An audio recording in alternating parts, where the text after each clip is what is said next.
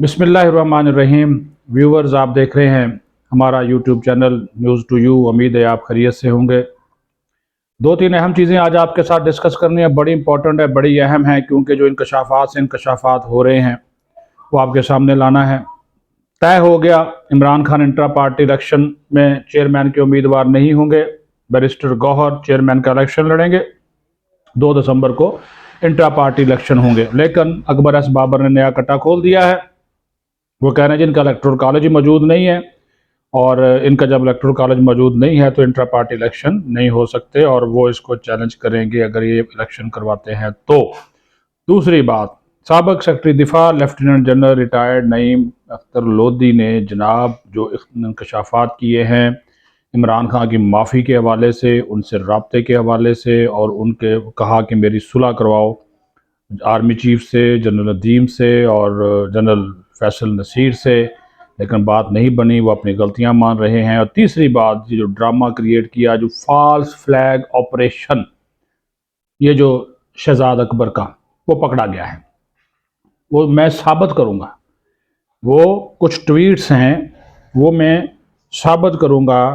वो आप देख लीजिएगा कि खुद आपको अंदाज़ा हो जाएगा कि मैं जो बात कर रहा हूँ वो बाकायदा जो है वो सबूतों के साथ बात कर रहा हूँ। ऐसी कोई हवाई बात नहीं है कि बात होगी और मैंने छोड़ दिया, ना, ऐसी बात नहीं है। सबूतों के साथ बात होगी कि जनाब ये जो शहजाद अकबर साहब कह रहे हैं कि मुझे मेरे ऊपर जो है वो तेज़ाब का हमला हुआ है। नंबर 1, इस खबर के बाहर आते ही जो रियासत मुखालफ पाकिस्तान मुखालफ मुहिम है वो शुरू हो जाती है। इसमें वो तमाम बैनुल अक़वामी अनासर उस मुहिम में शामिल हो जाते हैं जो पाकिस्तान के मुखालिफ हैं।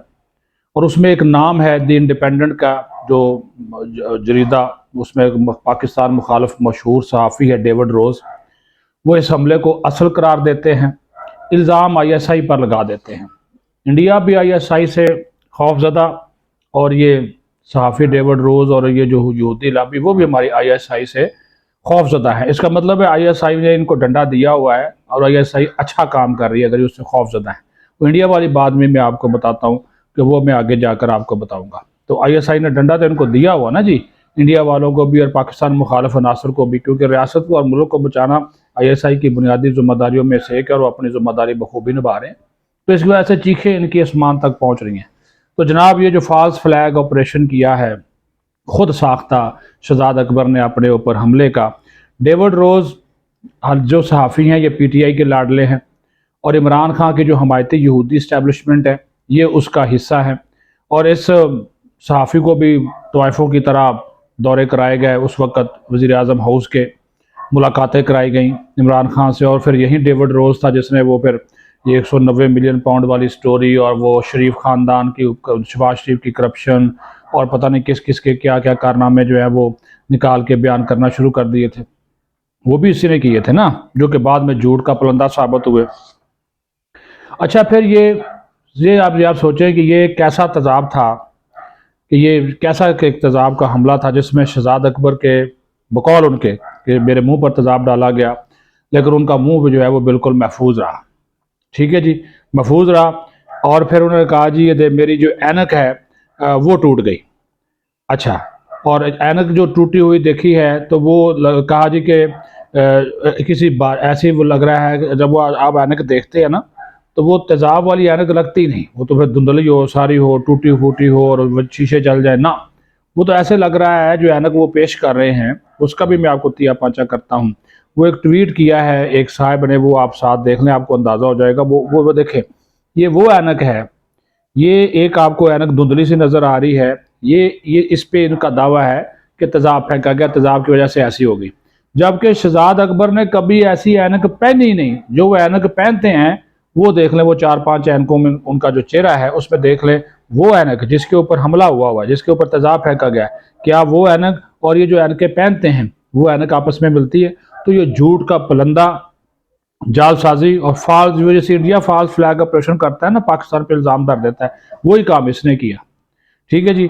और ये जो एक ऐनक दिखाई जो ही वो जो कभी इन्होंने पहनी ही नहीं। अच्छा, फिर जिस किसी के ऊपर तेज़ाब का हमला होता है, दूसरी बात उसका जिस्म जल जाता है। जिस्म के कुछ हिस्से जो जल जाते हैं तो उसके ऊपर आप बर्नौल लगाते हैं या कोई ऐसी मेडिसिन लगाते हैं जिससे वो आराम आए, लेकिन आप उसको खुला छोड़ते हैं, पट्टी नहीं करते। तेजाब वाली जगह जहाँ पे आप जिस्म का हिस्सा जलता है उसके ऊपर आप लगा दें, मलम लगा दें, बर्नौल लगा दें, जो डॉक्टर तदवियात है, उसको वो कभी पट्टी नहीं करते क्योंकि वो गल जाएगा। अगर आप पट्टी करेंगे वो मजीद गल जाएगा, उसको खुला छोड़ देते ताकि ये हील हो। लेकिन यहाँ पे क्या होता है शहजाद अकबर साहब, अच्छा ये सुनिए, ये देखिए, कहते हैं कि तेजाब मेरे मुंह पर फेंका गया, तेजाब मुंह पर फेंका गया, लेकिन पट्टी की हुई है अपने बाजू के ऊपर, वो बाजू पूरे पे पट्टी बांधी हो, जिस तरह वो पहलवान नहीं वो हड्डी टूटी हुई हो तो वो लात या वो बाजू जो है वो पूरी बांध देते हैं, वो पूरा बाजू जो है उसके ऊपर पट्टी चढ़ाई हुई है। तो आप खुद सोचें कि अगर तेजाब का हमला हो और पट्टी आप कर दें, और पट्टी भी ऐसी कर दें कि वो जो पहलवानों वाली हो, और आप कहें जी उसको खुला भी ना छोड़ें, तो ये जो झूठो झूठ चौताली है ये नहीं चलने वाला। ये काम, ये सौदा जो है वो मार्केट में बिकने वाला नहीं है शहजाद अकबर साहब। असल में उन्होंने किया क्यों है, किया इस वजह से है, ये मैं आपको बता देता हूँ। किया इस वजह से है मौसूफ ने कि जनाब हुकूमत पाकिस्तान ने इनके खिलाफ रेड वारंट हासिल कर लिए हैं 190 मिलियन पाउंड के स्कैंडल में।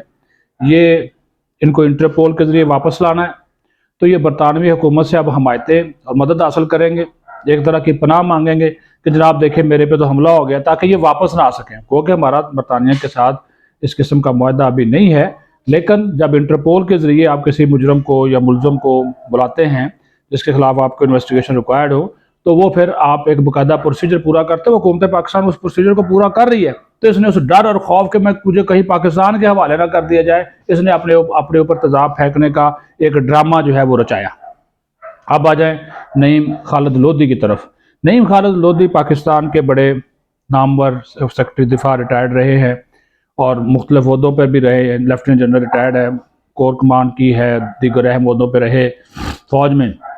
वो कहते हैं कि मैं इमरान खान के बड़ा करीबी था, इमरान खान मेरे पे बड़ा ट्रस्ट करते थे। उन्होंने एक सोशल मीडिया के ऊपर एक बयान भी चल रहा है कि इमरान खान मेरे पे बड़ा ट्रस्ट करते थे। तो लेकिन उन्होंने कहा कि उस ट्रस्ट के हवाले से उन्होंने बात की कि इमरान खान ने मुझसे बहुत पहले ये कहा कि मैं मुज़ाकरात करने को तैयार हूँ फ़ौज के साथ, और उन्होंने मुझे कहा कि मुझे ये जो है वो मेरी मुलाकात करवा दें आप।